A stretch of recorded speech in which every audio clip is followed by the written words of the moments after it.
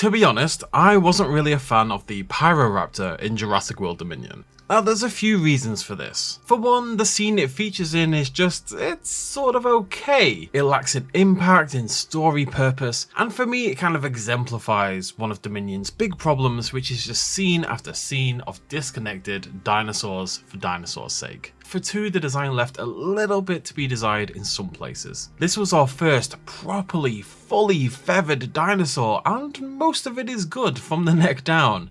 But the weird eye placement, and in particular this weird bobbly misshapen head, didn't really do it any justice. Thirdly, and potentially most importantly, Alan Grant of all people didn't even see it. If there was one person who should have seen, reacted to, possibly even appreciated before it tried to eat his face, a fully feathered Dromaeosaurid, or likely Dromaeosaurid anyway, it was Alan Grant. But no luck. Thankfully, early today, Chaos Theory Season 3 came out, and if there's one thing the season absolutely nails, it's the Pyroraptor.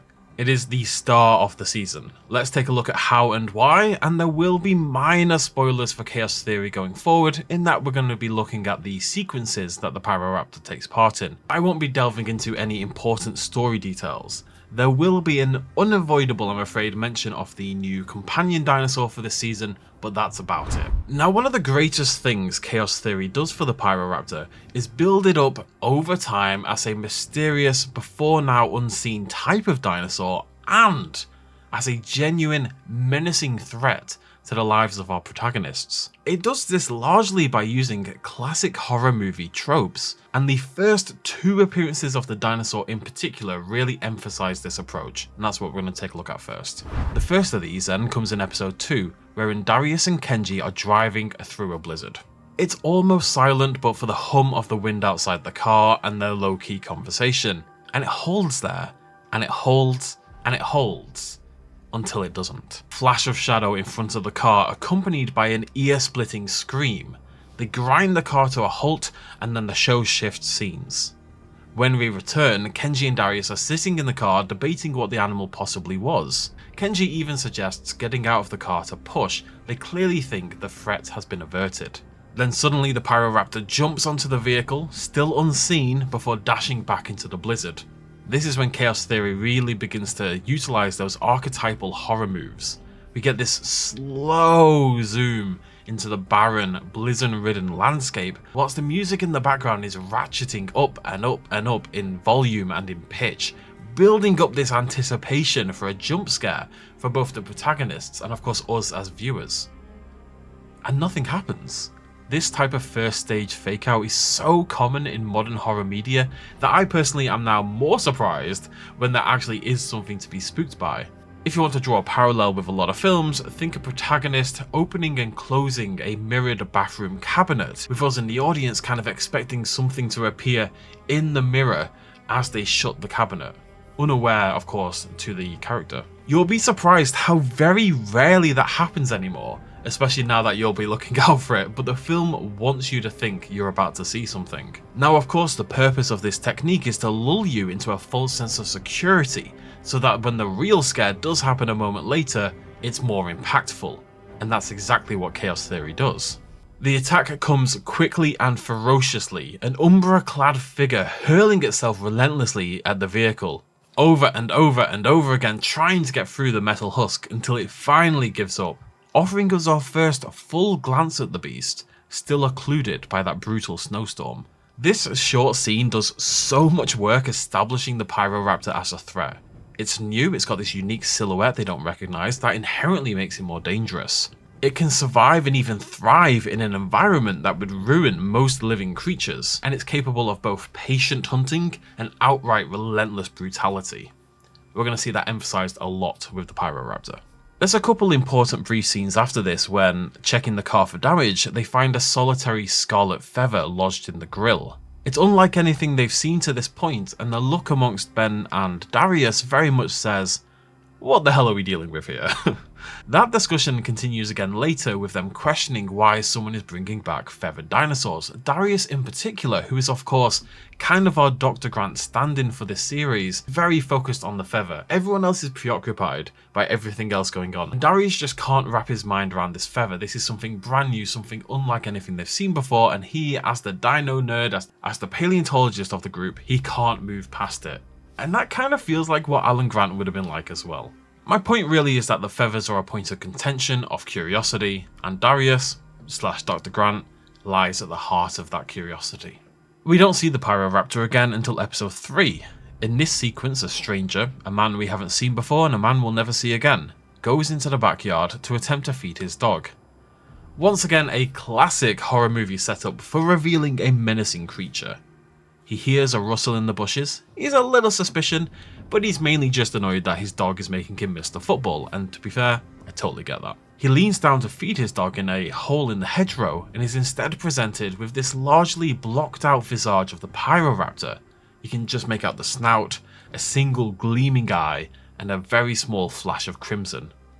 The Pyroraptor growls, and then we shift to a Pyroraptor POV shot as it looms up and above the man, emphasizing its size and danger. The man proffers some of the dog food meant for his dog, and the Pyro takes a moment to inspect it before nudging it out of the way with its snout, moving it out of the way so it can get to its proper prey.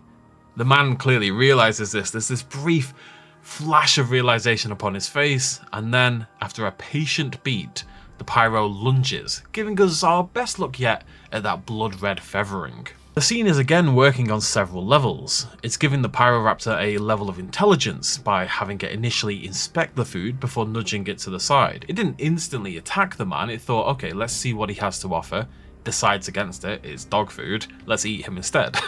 And it also has patience. It waits for the man in the hedges, and for him to begin to run before it strikes. It also, if you want to view it slightly morbidly, emphasizes this almost detached ferocity of the dinosaur, with the implication that it has at this point already devoured Arturo, and that is the name of the man's beloved dog.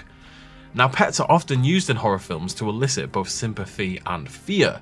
Just look at the recent A Quiet Place Part 1, for example. And by so casually killing off a pet, albeit off camera, it makes the Pyro all the more terrifying. Plus, it's kind of a cool nod to the Lost World Jurassic Park. The final shot hangs on the open door as the man is devoured off screen, the sounds of a goal being scored seeping through the doorway, a timely contrast between the horrific and the joyful. Horror movie 101 really.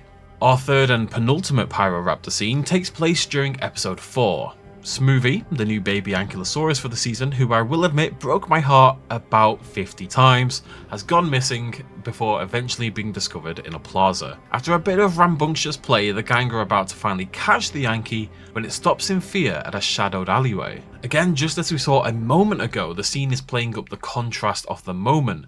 Cute dinosaur playing, cute noises, adorable scene, sudden fear, worry, terror. Go watch a selection of particularly modern horror films and count how many of them begin with bright, shiny music and some happy people going on an adventure. It's most of them. This movie is crying out as something approaches from the Umbra. We see a puff of breath, aping that Velociraptor sequence in Jurassic Park, and then the Pyroraptor slinks slowly forward, unveiling its full form for the first time. It rears up and roars this roar of multiple components. There's this typical dinosaur noise, but there's also this strange, strangled, high-pitched noise rising over the top of it, giving the dinosaur this otherworldly, alien sort of soundscape, emphasized even further by the head-on view we get of it. That's the only view we get in this initial scene, and dinosaurs look really weird from the front. They look bizarre, they look alien, so it's very much done on purpose. After a scene cutaway, the Pyroraptor lunges for the baby ankylosaurus, which at this point in the season you're probably deeply in love with, and that is of course playing up that same detached, unbiased savagery we saw with the pet dog scene earlier. The Pyroraptor is just going for the easiest meal it can see. It doesn't care what it is. Before it's suddenly called away by a new sound, clapping. I'm not going to go into the specifics of the characters here, but the point is the Pyro detects something new in its environment and instantly reacts with curiosity. It's brutal, but it's smart, and it's always aware of its surroundings. Whilst it initially appears the clapping is working, which would be rather silly long term, it turns out the Atrociraptors are here, and thus begins a fairly lengthy fight sequence between the Pyroraptor and 3 Atrociraptors. Now, there's not too much to say about the fight itself thematically, it's just a cool fight, with the action happening around the characters kinda reminiscent of the raptor fighting scenes towards the end of the Lost World Jurassic Park, or indeed the finale of Jurassic World. But what this scene does offer us is a good opportunity to talk about the design of the dinosaur. The eyes are still too far forward, inevitably.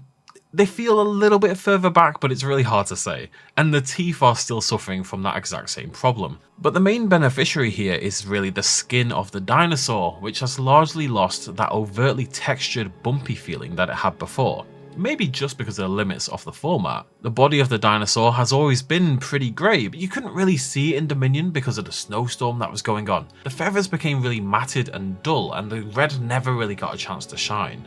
Overall, the dinosaur's rendered really well here in animation. It feels bird-like, it feels very sharp in its movements, it feels agile as it pivots and dashes and claws throughout the battle. Now it's losing, of course it is, but by holding its own, it definitely isn't getting whomped here.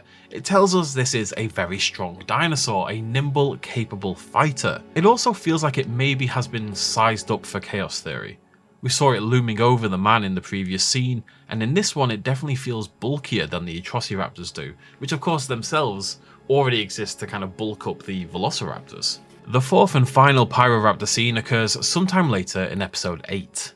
At this point, its threat has been well established, and the horror movie tropes are largely abandoned in favour of all-out dinosaur action. There's not much to say here that hasn't already been discussed or seen. The Pyro once again showcases its intelligence in picking what it believes to be the most vulnerable prey in the area. And there's one bit like that I particularly like where, after taking a hit whilst pursuing one of those weaker prey targets, you can see the Pyro stand up, scout very quickly for its target with that bird-like head movement, and then instantly, as soon as it spots its target, as soon as it spots its prey, goes into attack mode. It's always flitting, it feels like, between observant hunter and all-out menacing terror. This scene also sees the return of the diving/swimming behaviour from Jurassic World Dominion. This time though, it's happening in the snow. I'm sure some people like this. I don't personally, it doesn't really do it for me.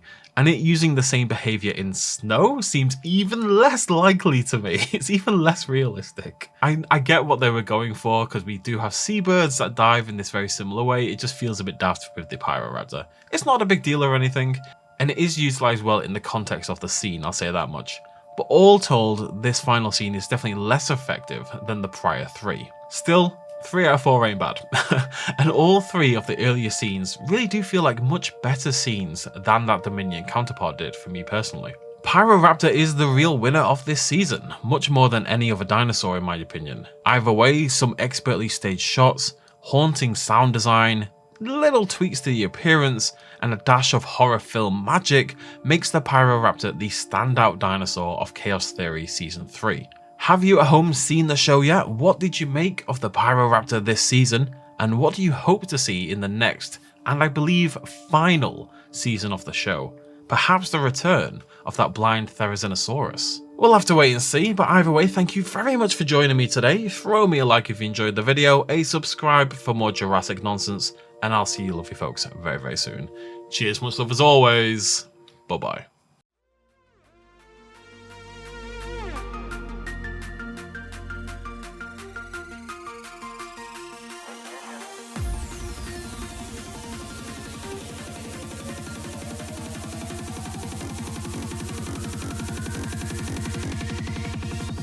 Road.